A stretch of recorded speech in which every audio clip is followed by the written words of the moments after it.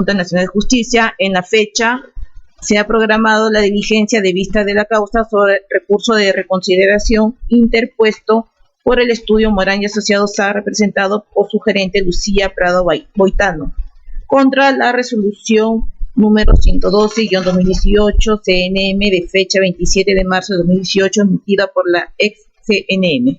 Es cuanto tengo que informar. Bien, gracias. Antes de darle la palabra al abogado Morán, vamos a atender una solicitud del miembro Víctor Hugo Chanduví. Señor presidente, con su venia, en esta causa aparece el doctor vocal supremo Ulises Augusto Yaya Sumaeta, quien actualmente se desempeña como miembro de la Academia de la Magistratura. En mi calidad de presidente, yo presento mi abstención por decoro.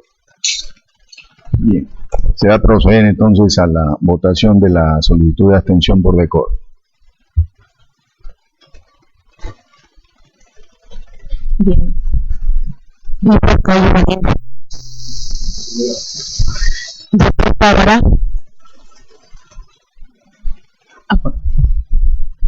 Doctor denegado. Doctor de la Puente. Doctor Cámara. Doctor Ríos. Muy bien.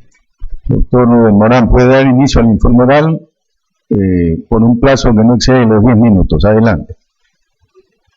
Buenos días, señor presidente, señora vicepresidenta, señor miembro de la Junta. Voy a ser bastante breve por los 10 minutos que tengo para poder informar. Le pediría muy cordialmente si tienen la oportunidad de revisar los informes orales que han sido en extenso efectuados por nuestra parte en este procedimiento. En este denuncia que tiene ya 8 años y que ha tenido un largo recorrido, y finalmente se me ha citado ahora nuevamente para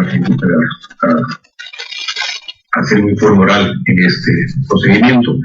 En una denuncia que presentamos en el año 2007 contra los jueces que integraron la sala civil transitoria de la Corte Suprema, concretamente contra el presidente de la sala, con quien fue el ponente de esa sentencia de casación, los señores Mendoza Ramírez y Yaya Sumaeta, y otros 3 magistrados que fueron incorporados súbitamente a la audiencia en la vista de la causa que motivó esa sentencia, y generó nuestra denuncia por hechos muy concretos y objetivos que constan en el expediente, por inexistencia total de motivación.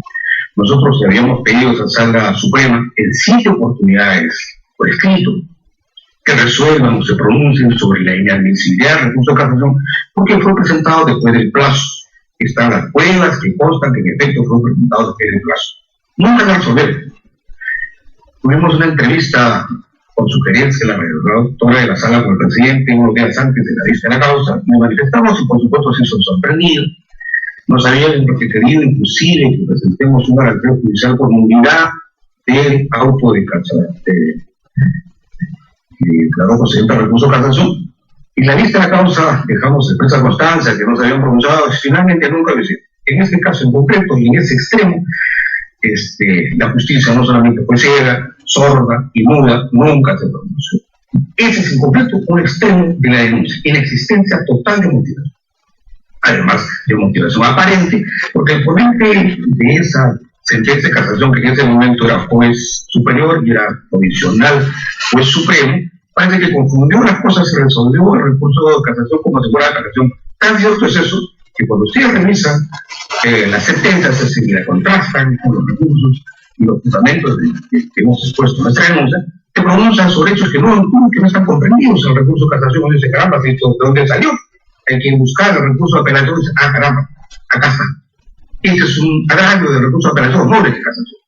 Pero es más, además de eso, sustentan su fallo en hechos manifiestan objetivamente falsos. Cuando hemos planteado una acción de amparo contra esta resolución, después del primer grado, claro, después de subidas y bajadas, cuando finalmente se pronuncia sobre el fondo, dice eso, esa sentencia está en este expediente administrativo. Dice, la Sala Suprema dice algo que no dice la Sala Superior. No es verdad lo que dice. Y eso es una eficiente motivación por falta de justificación. Esos son los fundamentos de nuestra denuncia. ¿Qué es lo que dice finalmente respecto a esto? Lo que están venido diciendo la Junta Nacional de Justicia inicialmente, que no, primero, un silencio total sobre la esencia total de motivación, pero no dice nada, y una motivación aparente para tratar de justificar estos temas que generaron una denuncia administrativa que motivó que se declare nula la resolución y motivó justamente que se produzca esta audiencia para que se reconsidere después de 8 años.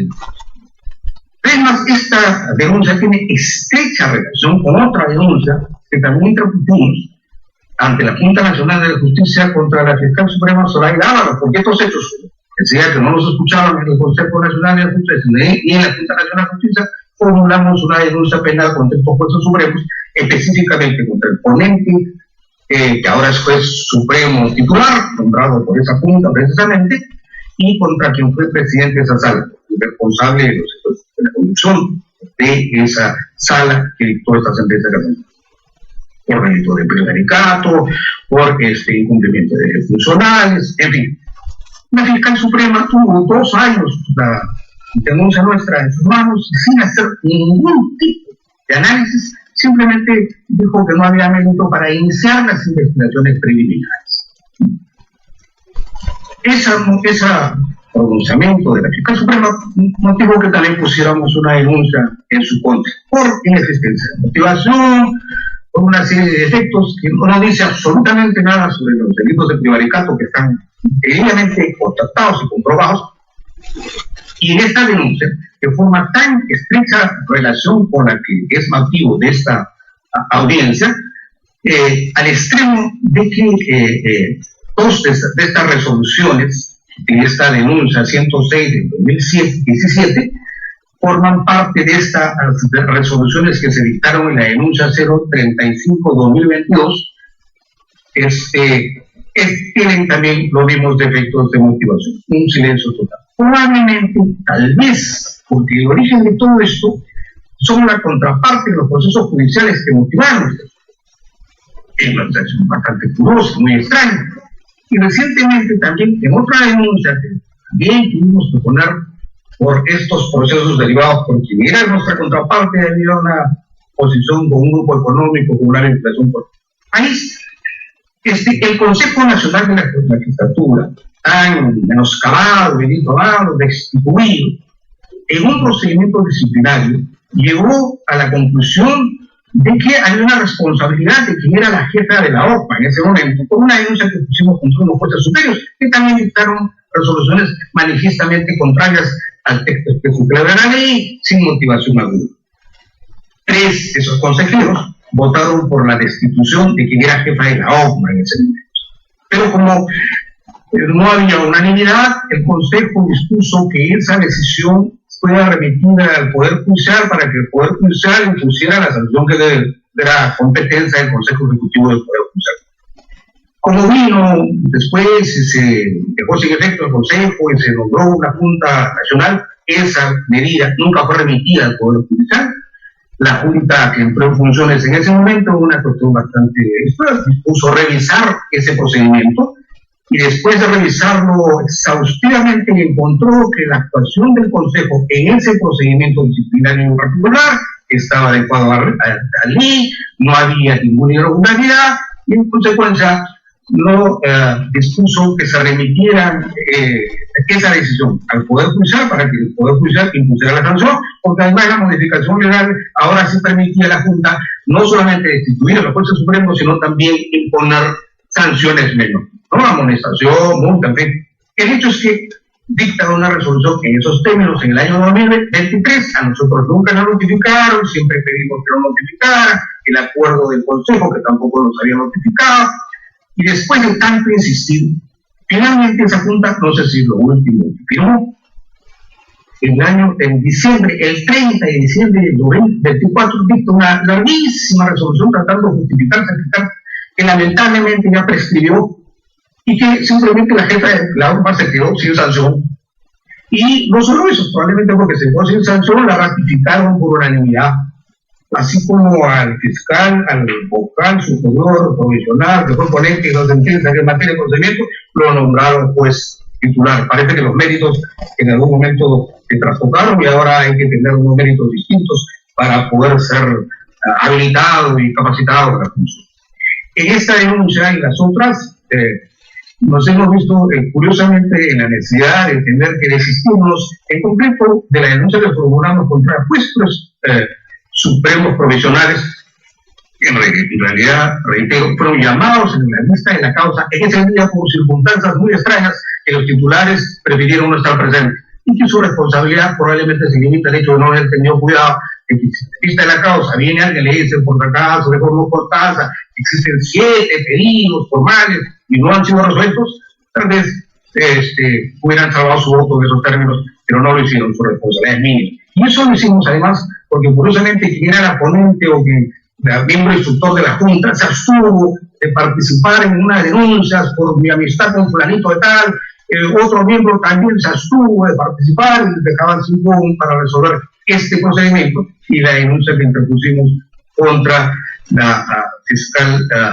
de la Nación en ese momento, la federal Zoraida Ábalos. No quiero extender más, hacerles perder el tiempo a los miembros de la Junta, pero quería hacer referencia a estos temas en concreto de este procedimiento centenario de a 8 años y también la relación y la conexión con la actuación un poco curiosa de algunos miembros de la Junta de abstenerse y de firmar unas resoluciones que llegan a una conclusión simplemente lamentablemente prescribió, y esa sanción que fue impuesta, herida y oportunamente, ni siquiera se la impuso, ¿no?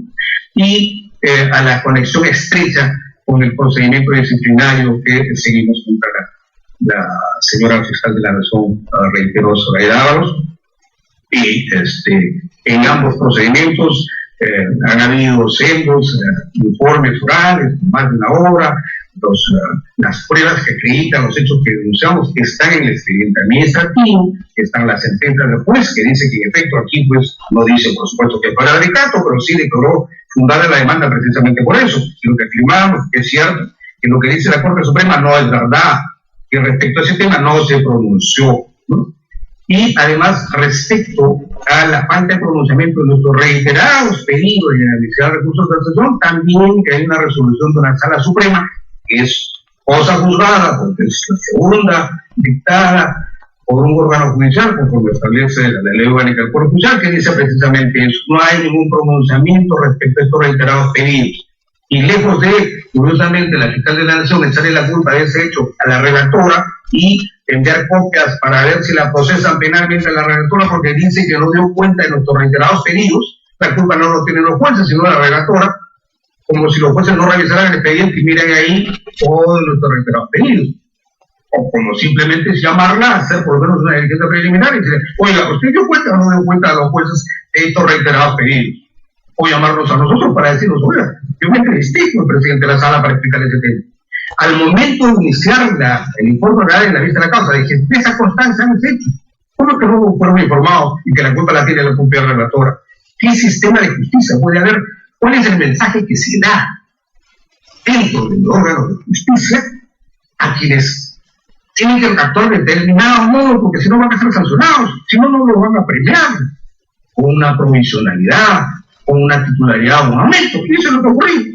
Los denunciados aquí ahora son titulares, ratificados por unanimidad con todos estos antecedentes que nunca fueron tomados en cuenta. Esas son las razones y los fundamentos por las que tenemos un justiciable. Nosotros recurrimos a la Junta para que mejorara nuestro sistema de justicia, si es que esto es posible todavía, y eso está precisamente en manos de quien tiene la función de elegir a los jueces, de investigar y objetivamente sancionar cuando haya que sancionar, no solamente por caso concreto, porque para eso Chile, el precedente de ese tipo de actuaciones van a ser investigadas debidamente y sancionadas debidamente si la actuación es irregular, como ha ocurrido en este procedimiento concreto, señores magistrados, y muchas gracias por su atención.